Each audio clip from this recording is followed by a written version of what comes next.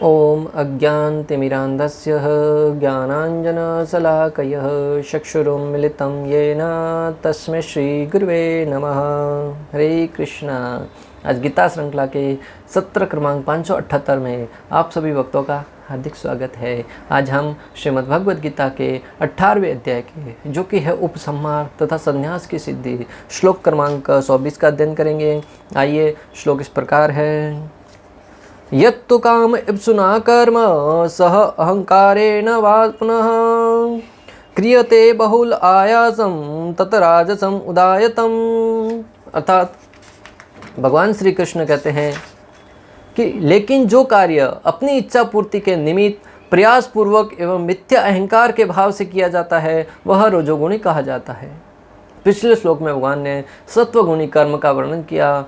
श्लोक क्रमांक 24 में भगवान रजोगुणी कर्म का वर्णन कर रहे हैं। रजोगुणी प्रभाव कर्म के मुख्य दृष्टांत क्या हैं कि जो कार्य अपनी इच्छा पूर्ति के लिए, स्वयं की इच्छा पूर्ति के लिए नियमित प्रयास पूर्वक एवं मिथ्या अहंकार के भाव से किया जाता है वह रजोगुणी है। ऐसा कार्य जिसको करने का उद्देश्य यह है कि मेरी इच्छा पूर्ण होगी और मैं अपना झंडा गाड़ूंगा, मैं अपना वर्चस्व स्थापित करूंगा, झूठे गर्व को ध्यान में रखते हुए किया जाता है, ऐसा कार्य रजोगुणी कार्य किया जाता है, कहा जाता है। जो कार्य फल की आकांक्षा से किए जाते हैं, जिसमें स्वयं के कर्ता का भाव होता है और जिसमें बहुत मेहनत होती है, ऐसा कार्य रजोगुण में कहलाता है। ऐसा कार्य जिसके करने के पीछे उद्देश्य होता है कि समाज में मेरा नाम ऊंचा होगा, मैं धन कमाऊंगा तो सबके लिए प्रशंसा का पात्र बनूंगा, या अपने परिवार के लिए, इंद्रिय भोग के लिए, हर एक तरीके से वो कार्य अपने स्वयं के गर्व और झूठी प्रतिष्ठा को ध्यान में रखते हुए किया जाता है, वह रजोगुणी कार्य है। और इस कार्य की प्रधानता कलयुग में विशेष रूप से अधिक पाई जाती है। अधिक क्या, अधिकांश मात्रा में ही पाई जाती है। प्रत्येक व्यक्ति इसी उद्देश्य से कार्य कर रहा है। खाने के लिए 2 वक्त की रोटी चाहिए, उसके लिए 18-18, 20-20 घंटे तक गधे की भांति मेहनत करते हैं। मात्र दाल रोटी खाकर जीवन यापन किया जा सकता है, फिर क्यों चाहिए स्वादिष्ट व्यंजन, क्यों चाहिए मिठाइयाँ, क्यों चाहिए तड़का, क्यों चाहिए तीखा, अनेक प्रकार का फास्ट फूड क्यों चाहिए? मजा आना चाहिए। भले वो व्यंजन खाने में अच्छा लगे परंतु स्वास्थ्य के लिए बहुत हानिकारक ही क्यों ना हो, खाने के लिए मेहनत करेगा। किसी व्यक्ति के पास इतना धन है कि आने वाली कई पीढ़ियां उस धन को खाते खाते समाप्त नहीं होने वाला, फिर भी वह गधे की भांति मेहनत करता है। इसी टेंशन में जीता है कि कल क्या होगा। अरे कई जन्मों तक जो धन नहीं छूटने वाला उसको भी कल की चिंता सताती है, क्योंकि समाज में उसका स्टैंडर्ड कम नहीं होना चाहिए। जो स्टैंडर्ड मेंटेन किया है उसको बनाए रखने के लिए कई घंटों तक मेहनत करते हैं। कुछ समय पहले एक व्यक्ति मिला, वह कहता है कि उसका मित्र है जिसके पास कुछ नहीं था, परंतु धीरे धीरे देव की इच्छा से बहुत सारा पैसा आने लगा। स्टॉक मार्केट में पैसा इन्वेस्ट करने लगा, पैसा कमाता गया। अभी उसके पास खुद का 5-6 फ्लैट है, बहुत प्रॉपर्टी है, परंतु फिर भी वह व्यक्ति कहता है कि उसको हमेशा चिंता सताई जाती है कि जैसे ही शेयर मार्केट में कुछ भाव डाउन आता है वो तुरंत उतावला हो जाता है, अंदर हृदय की धड़कनें बढ़ने लगती है। एक बार तो उसको इस चक्कर में हार्ट अटैक भी आ चुका है, फिर भी वह शांति से जीवन नहीं जी पा रहा है। कहता है कि मैं अभी ऐसा पोस्ट बना लिया है कि लोगों के सामने उस स्तर पर बने रहने के लिए मुझे ये इतना टेंशन पालना पड़ रहा है। उस टेंशन में भी वो अपने आप को आनंदित महसूस करता है, गर्वित महसूस करता है कि मैं इस स्तर पर हूँ। तो भक्तों, समझने वाली बात है कि मात्र 2 समय का भोजन खाने के लिए, मात्र कुछ वस्त्र पहनने के लिए, परिवार का पालन पोषण करने के लिए, जिसमें से 8 घंटे की मेहनत काफ़ी है, फिर भी हम अपने आप को इंद्रिय भोग में पूर्ण करने के लिए कई घंटों तक नींद को काटकर, भूख को मारकर, जिस पेट को खाने के लिए, जिस पेट में भोजन डालने के लिए पैसे कमा रहे हैं उसको ही भोजन नहीं देते। दिन का भोजन 4-4, 5-5 बजे तक करते हैं, रात का भोजन 12-12, 1-1 बजे तक भोजन करते हैं। और किसी से पूछा जाए क्यों कर रहे हो इतनी मेहनत, पापी पेट का सवाल है। अरे बेचारे पापी पेट को तो कुछ खिला ही नहीं रहे हो, चलते फिरते कहीं वड़ा पाव मिल गया, उसको डाल दिया अंदर उधर में और धन कमा रहे हैं लोगों के सामने अच्छा दिखने के लिए। लोगों के सामने धनवान बताने के लिए। और कहते हैं पापी पेट का सवाल है। पापी पेट तो पशु भी भर रहे हैं, फिर तुम्हें भरने में कहाँ से दुविधा आएगी, परंतु फिर भी इसी प्रकार जी रहे हैं। एक सिटी को देख लीजिए, इतना छोटा सा शरीर है, उसको खाने के लिए कितना चाहिए, एक दाना मिल गया पूरा दिन आसानी से बीत सकता है, परंतु फिर भी एक दाना लेकर एकत्रित करती है, दूना दाना एकत्रित करती है, तीसरा चौथा, इसी कार्य में पूरा दिन लगी रहती है। आप देखो लाइन से सिटियाँ जा रही होती, कई दाने मिल जाए तो उसको एकत्रित करने में पूरा दिन लगा रहता है।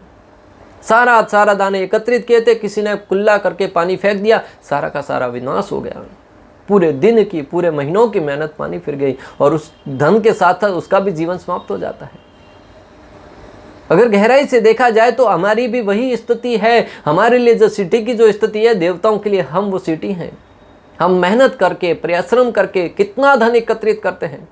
एक बार कुछ बाढ़ आ जाती है, कोरोना आ जाता है, कुछ ऐसी भयंकर समस्या आ जाती है जिसमें लोगों की जीवन तबाह हो जाते हैं। जितना कमाया था, जितनी मेहनत करी, सारा का सारा बर्बाद हो जाता है। कई बार तो ऐसी बाढ़ की स्थिति में अनेक लोग अपने जीवन से ही हाथ धो बैठते हैं। जो नश्वर वस्तु है, जो नश्वर शरीर है, उसके लिए बहुत मेहनत करते हैं, परंतु किसी से कहा जाए कि भक्ति कीजिए, हरि का नाम लीजिए, हरि की भक्ति कीजिए, कृष्ण कथा का श्रवण कीजिए, कहते हैं हमारे पास तो समय ही नहीं है। घंटों घंटों मोबाइल में बिता देंगे, घंटों घंटों टीवी के सामने बैठ के बिता देंगे, पत्ते खेलने में बिता देंगे, परंतु जब भक्ति के लिए कहा जाता है तो कहते हैं हमारे पास समय नहीं है। और वही जब जीवन में दुख आते हैं, कष्ट आते हैं, तब भागे भागे मंदिर जाते हैं, भगवान मेरे जीवन में इतने कष्ट क्यों, मैंने तो किसी का बुरा नहीं किया, फिर मेरे साथ ऐसा क्यों। ये हमारा दोगलापन है, ये हमारी अज्ञानता है। अतः भक्तों, जीवन में ऐसे भी कई लोगों को देखा होगा जो धन कमाने में इतने रुचि लेते, परंतु नाम जप के लिए कहा जाए तो नहीं कर पाते हैं। ये रजोगुण का प्रभाव है। श्रील प्रभुपाद कहते हैं कि बड़ी बड़ी इमारतें बनाना और उसके पीछे पूरा जीवन बर्बाद करने में आज का मनुष्य लगा हुआ है। कई ऐसी इमारतें हैं जिसको बनाने के लिए इंजीनियर 25-25, 30-30 साल, 40-40 साल तक उसका पूरा जीवन ही उसमें ही लगा रहता है। कई ऐसे वैज्ञानिक आविष्कार है, उसको करने में वैज्ञानिक 25-25 वर्षों तक एक ही लैब में पड़े रहते हैं। खाना पीना, सोना उठना सब उसी जगह पे और उसी को कार्य को करने में लगे रहते हैं। जो जीवन जीने का समय था वो बीत गया। उपकरणों के साथ, परिवार के साथ घूमने का समय था, पत्नी के साथ समय व्यतीत करने का समय था, पूरा उपकरणों के साथ ही जीवन बिता दिया। और उस उपकरणों का लाभ क्या? किसी उस उपकरण के माध्यम से किसी तीसरे व्यक्ति को तबाह किया जाएगा, बॉम्ब डाल के उसको उपकरण के माध्यम से मारा जाएगा। क्या लाभ हुआ उस जीवन का? जो जीवन भक्ति करने के लिए मिला था, जो जीवन भगवत कृपा प्राप्त करने के लिए मिला था, उस जीवन को मात्र और मात्र भौतिक सुविधाओं में लगा दिया।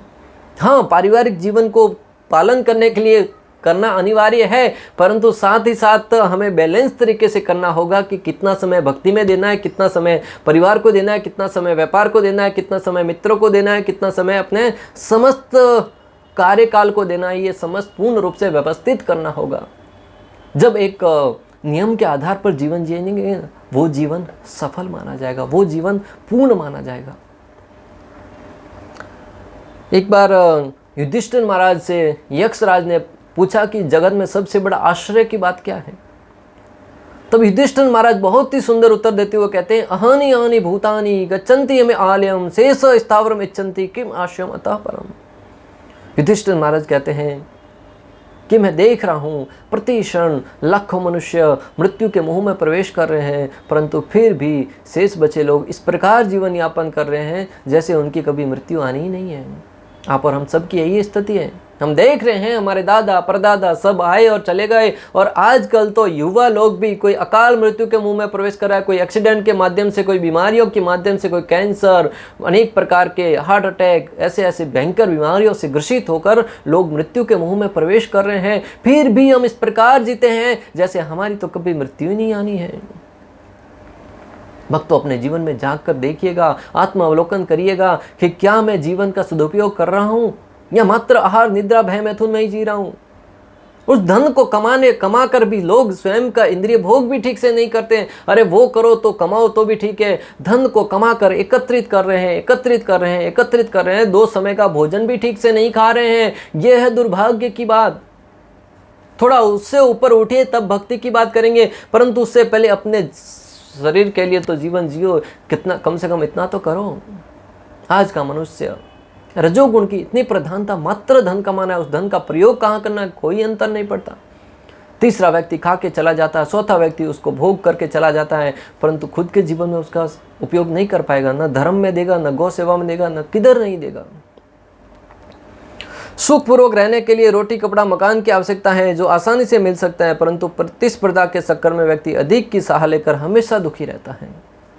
सुखपूर्वक रहने के लिए रोटी कपड़ा मकान, बहुत ही सुंदर स्लोगन, उतनी आवश्यकता और अधिक क्या चाहिए, परंतु फिर भी लोग प्रतिस्पर्धा की भावना के कारण हमेशा दुखी रहते हैं। ये सब कुछ होते हुए भी, सुखपूर्वक संपन्न रहते हुए भी हमेशा दुखी रहते हैं। उसके पास इतना है, मेरे पास नहीं। 2 समय का दाल रोटी खाकर, कुछ वस्त्र ठीक से पहनने के लिए है, आने जाने के लिए ट्रेन है, ये सारी की सारी सुख सुविधाओं में प्रसन्नतापूर्वक रहा जा सकता है, परंतु नहीं। क्यों चाहिए अधिक? क्यों चाहिए अधिक? आनंद आना चाहिए, मज़ा आना चाहिए।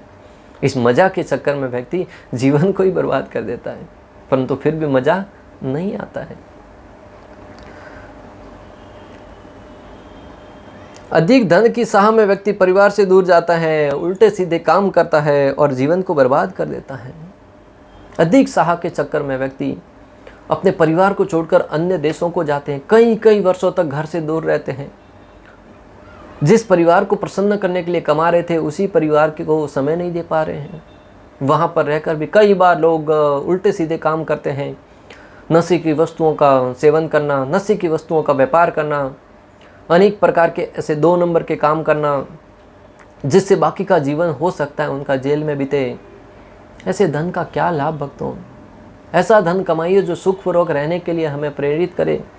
ऐसा धन कमाइए जो कमा कर भी हम उसका दान दें, उस धन का सदुपयोग करें, अपने परिवार की उन्नति हो, समाज में मान सम्मान मिले, भगवान श्री कृष्ण की भक्ति करने में कोई दखलंदाजी न हो, उस धन का जीवन में सदुपयोग है। अन्यथा जो अपने शरीर को खतरे में डालकर, इस भौतिक जीवन को बर्बाद करने वाले खतरे में डालकर जो व्यापार किया जाए, उस व्यापार को करने में कोई लाभ नहीं है। किसी भी क्षण, हर समय यह चिंता सताती रहे कि किसी भी क्षण उनके जीवन में कोई न कोई संकट आ सकता है, कोई न कोई समस्या आ सकती है, कोई न कोई ऊपर गाज गिर सकती है। ऐसे जीवन को जो हमें हमेशा भयभीत बना के रखे, क्या लाभ भक्तों? भागवतम 11.5.7 में वर्णन आता है, रजोगुण के प्रभाव के कारण वेदों में भौतिकवादी अनुयायी उग्र इच्छाओं के वशीभूत होकर अत्यधिक कामुक बन जाते हैं। उनका क्रोध सर्प जैसा होता है। वे सालबाज, अत्यधिक गर्वीले तथा आचरण में पापपूर्ण होने से भगवान अच्युत के भक्तों की हंसी उड़ाते हैं। भागवतम में भी वर्णन आता है भक्तों, रजोगुणी प्रभाव वाले व्यक्ति का स्वभाव सर्प के जैसा विषैला होता है। अगर उसके अहंकार पर थोड़ी सी भी चोट पहुंचती है, सर्प की भांति फुंकार कर खड़ा हो जाता है और अन्यों को डसने से भी पीछे नहीं हटता है। किसी व्यक्ति के इंद्रिय तृप्ति में बाधा बन रहे हैं तो वह उस व्यक्ति को अपने रास्ते से हटाने में भी देर नहीं करता है। हमेशा दूसरों से ईर्ष्या करता रहेगा, वो मेरे से आगे क्यों चला गया। हमेशा दूसरों से द्वेष करता रहेगा। हमेशा मन में यही दिमाग में चलता है, मैं कैसे उसको गिराऊं। षड्यंत्र चलते रहते हैं। ये न केन प्रकारेण दूसरों को टांग खींचने में हमेशा लगा रहता है। किसी ने बहुत ही सुंदर कहा है कि अगर समाज को आगे बढ़ाना चाहते हो, समाज के प्रत्येक व्यक्ति को आगे बढ़ाना चाहते हैं तो अपना हाथ दीजिए, हाथ देकर उनको आगे बढ़ाइए, दूसरों की टांग मत खींचिए। टांग खींचने से समाज पीछे जाएगा। और आज हम समाज को आगे तो बढ़ाना चाहते हैं, परंतु हाथ देने के बजाय टांग खींच रहे हैं। और ऐसे रजोगुणी प्रभाव वाले व्यक्ति प्राय गर्वीले होते हैं और अपने आचरण को पापपूर्ण तरीके से करते हैं। जब वो भक्तों को देखते हैं तो उनका उपहास उड़ाने से पीछे नहीं होते हैं। हमेशा अपने कार्यों को ही सही मानते हैं। भले वो किसी प्रकार का नशा कर रहे हो, जुआ खेल रहे हो, मांसाहार कर रहे हो, परस्त्री संग कर रहे हो, उसको सही मानते हैं। हम तो मॉडर्न तरीके से जी रहे हैं। और दूसरी तरफ कोई भक्त हाथ में माला लेकर जा रहा है, तुम क्या जी रहे हो, हंसी उड़ाते हैं उनका। हंसी का पात्र बनाते। अरे हंसी का पात्र तो तुम बनने वाला है जब यमराज आएंगे, यमराज के दूत आएंगे, उसको देखकर तुमको देखकर हंसेंगे कि जीवन बर्बाद कर दिया। उस समय वो उसके पास रोने के सिवा कुछ नहीं बचेगा। वो अपराध भी उसकी श्रेणी में आ जाता है कि तुम वैष्णवों को देखकर हंस रहा था, और वैष्णव उस दशा में भी उस पर करुणा करते हैं। वैष्णव जन अपने परिवार को छोड़कर, अपने घर को छोड़कर अन्यों पर करुणा करने के उद्देश्य से घर से निकलते हैं। भगवत गीता का ज्ञान, भागवतम का ज्ञान निःशुल्क प्रदान करके, इस भाव से कि किसी जीव का कल्याण हो जाए। उनका हृदय है वो बहुत ही कोमल होता है, और इसी भाव के साथ वो अन्यों पर करुणा करने के उद्देश्य से घर से निकल पड़ते हैं। परंतु फिर भी हमारे जैसे अभागे लोग उस ज्ञान को हाथों हाथ लेने के बजाय उनका उपहास करने में ही लगे रहते हैं कि तुम अपना ज्ञान अपने पास रखो। निःशुल्क मिलने वाले ज्ञान की कोई कीमत नहीं रहती, कोई वैल्यू नहीं करता है।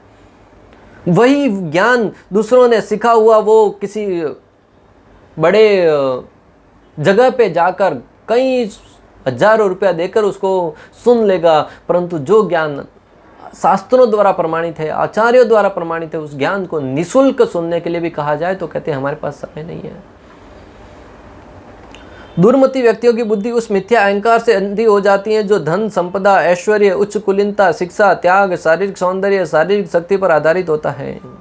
जो दुर्मति व्यक्ति हैं उनकी बुद्धि रजोगुण के प्रभाव से, धन वैभव के प्रभाव से अंधी हो जाती है। उनकी बुद्धि मिथ्या अहंकार के कारण, जो धन संपदा, उच्च कुल में जन्म, ऐश्वर्य, ज्ञान, वैभव, इन सब के आधार पर वो सोचता है कि मुझसे बढ़कर कोई नहीं है।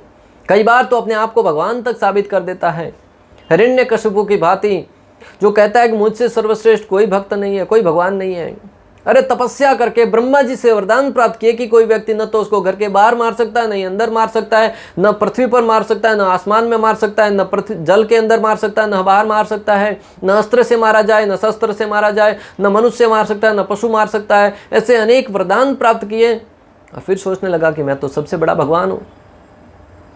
उनकी विवेक की विवेचना तो कीजिए भक्तों, जो अन्यों से वरदान प्राप्त कर रहा है और फिर सोचता है कि मैं भगवान हूँ, अपने आप की मूर्ति जगह जगह लगाता है, लोगों से कहता है मुझे भगवान मानो, मेरी पूजा करो, मेरे ही यशोगान करो। यह है रजोगुण का प्रभाव। आज का मानव भी वैसा ही कर रहा है। ये हिरण्यकशिपु की मानसिकता है, रावण की मानसिकता है, कंस की मानसिकता है। कई बार धन के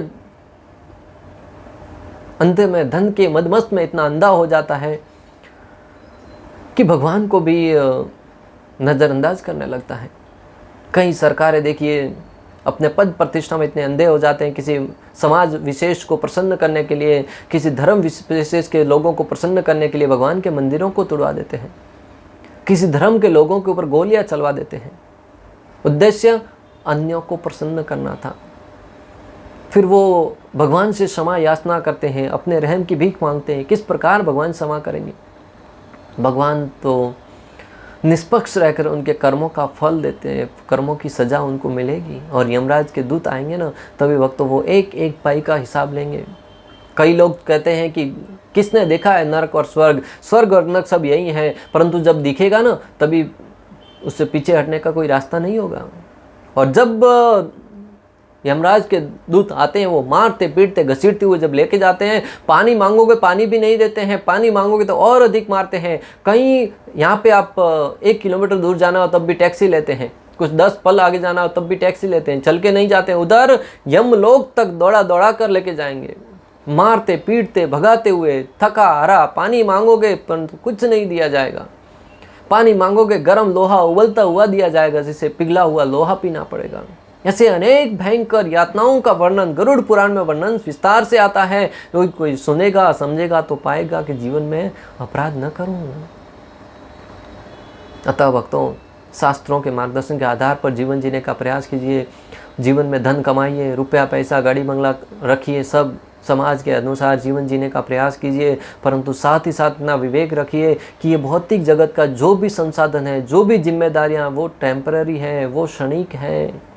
हमारा वास्तविक स्वभाव है जीवेर स्वरूप होए नित्य कृष्ण दास। हम भगवान के दास हैं और उस दासत्व को नहीं भूलना है। हमारा हमेशा श्री कृष्ण की सेवा के लिए ही समर्पित रहना है। इस समाज में रहते हुए, परिवार में देश रहते हुए, सब जगह अपने उत्तरदायित्व निभाते हुए हमेशा इस भाव से जिए कि श्री कृष्ण ही एकमात्र मेरे स्वामी है। श्री कृष्ण की प्रसन्नता के लिए हर एक कार्य मुझे करना होगा। इस प्रकार श्लोक क्रमांक 24 में हमने समझा कि जो रजोगुणी कार्य है, रजोगुणी कर्म है, उसमें व्यक्ति पूरा दिन भाग दौड़ भरी जिंदगी, थकना मना है, ये तो उनका स्लोगन है। 18-18 घंटे काम करने के बाद भी जब ये स्लोगन सुनते हैं, भाग दौड़ भरी जिंदगी, थकना मना है, तो फिर पुनः दौड़ने लगते हैं। कौन समझाए उनको कि जीवन जीने के लिए 8 घंटा मेहनत कीजिए काफ़ी है, बाकी जीवन परिवार के साथ भक्ति करने में उसमें बिताइएगा, परंतु वो नहीं मानते हैं और अपने जीवन को दुखों के अथाह सागर में धकेलते रहते हैं। सारी धन वैभव संपदा होते हुए भी अनेक प्रकार के कष्टों से युक्त जीवन जीते हैं। पशुओं की भांति ट्रेन में बैठकर यूं भींच कर जाते हैं जैसे जीवन में मसाज हो रही बिना पैसे की, फिर भी कभी अक्ल नहीं आती है। इस जगत में रहते हुए इतने दुख हैं, इतने कर्मों की सजा भुगत रहे हैं, फिर भक्तों नरक में जाएंगे तब कितनी सजा भुगतनी पड़ेगी। सारे कार्य कीजिए परंतु विवेक रखिए कि भगवत भक्ति की जाए, अन्यों पर कोई कष्ट न झेला जाए, अन्य जीवों को मात्र और मात्र जीवा के स्वाद के लिए न मारा जाए, मात्र और मात्र जीवा के स्वाद के लिए अनेक प्रकार के जीवों की हत्या न की जाए। इस विवेक को समझ गए, ज्ञान को समझ गए तो आपका जीवन धन्य हो जाएगा, अन्यथा नरक में जाने से कोई नहीं बचा सकता। इस प्रकार श्लोक क्रमांक 24 का भक्ति वेदांत तात्पर्य पूर्ण हुआ। अंत तक हमारे साथ बने रहने के लिए आप सभी का हृदयपूर्वक, प्रेम पूर्वक बहुत बहुत धन्यवाद। श्रील प्रभुपाद की जय, श्री श्री राधा गोपीनाथ भगवान की जय, श्रीमद् भगवद गीता की जय। हरे कृष्णा कृष्ण कृष्ण हरे हरे, हरे राम राम राम हरे हरे।